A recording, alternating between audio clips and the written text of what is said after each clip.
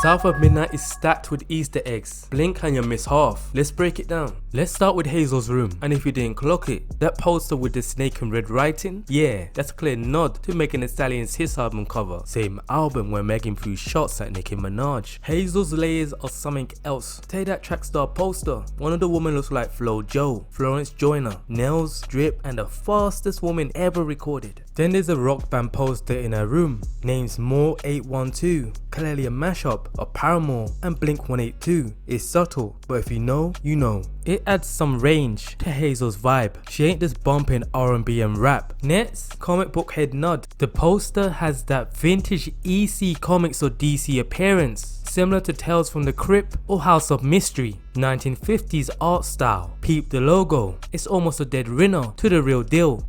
Oh, and those Polaroids on her wall? Tell me they don't resemble The Last of Us Left Behind. That Riley and Ellie photo booth energy is all over it. The pose, the lighting, the whole vibe. Then there's Sourceman College. Sounds like a Harry Potter joke, right? But that name bends towards the truth. It's a clear nod to Spelman College, a real life HBCU with a legacy of resilience and brilliance. Then there's a painting of a woman in a blue dress, slumped on a bed. Looks a lot like Blue Monday by Annie Lee. That ain't a coincidence. That iconic painting has been on the wall of homes for decades, capturing that weariness, and it's definitely in line with the home's vibe.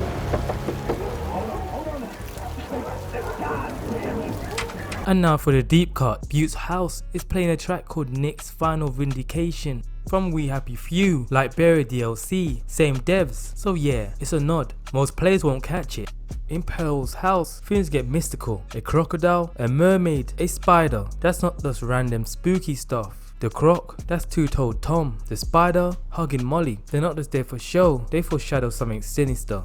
Early in South Midnight, you come across this missing person billboard for a child named Michaela. Just a sad reminder of a child lost, right? But as the story unfolds, things take a dark turn. You eventually find Michaela in hugging Molly's lair, and she's clearly undead. This stark contrast highlights the tragic and supernatural elements at play. You'll spot Nevermore and a raven when Hazel's trying to escape. Blink and you'll miss it. But as Poe, the raven, feels like dread creeping in through the cracks. A warning maybe, or just a little gothic poetry to chill your bones.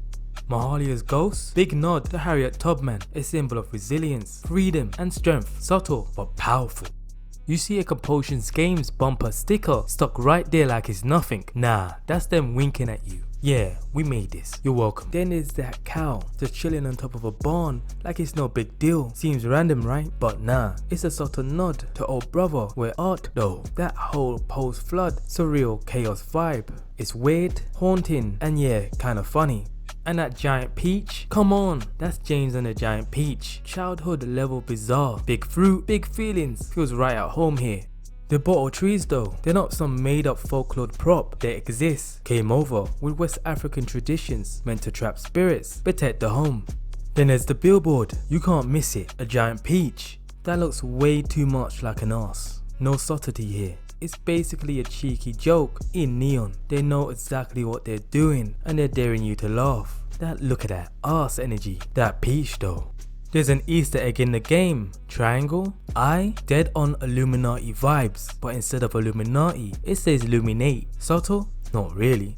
Then there's the Old Smoky sign. It's a subtle nod to On Top of Old Smoky, the classic folk song. Doesn't scream for attention, but if you're tuned in, you'll spot it. In a bedroom, you'll find a series of rabbit paintings wearing clothes. These paintings are a reference to Alice in Wonderland. Monster's Daughter? That's a direct nod to Frankenstein's Daughter, a 1958 B movie. It tells the story of the first female Frankenstein's monster, a weird cult classic twist on the original tale. Taran Anna? That's 100% a nod to Tarantula, classic creature territory, big bug, black and white, atomic age paranoia crawling across the screen. This game is stacked with Easter eggs from a bygone era. And his poster, Waylon Jones shaking. Don't brush past that. That's not just low candy. That might just be the man before he turned into Shaking Bones. Back when he was still human. Feels bluesy. Feels like a nod to Robert Johnson, the American blues musician and songwriter. The Crossroads, the devil, the price of greatness. You see where they're going with that? Robert Johnson also wore pinstripe suits. Later in the game, you'll spot a road sign listing various locations. Atlanta Nouveau, a likely nod to the city of Atlanta. In pop culture, Skylark is best known as a jazz standard. Its use in South of Midnight feels intentional, evoking themes of searching, sorrow, and soul. And then you got this poster.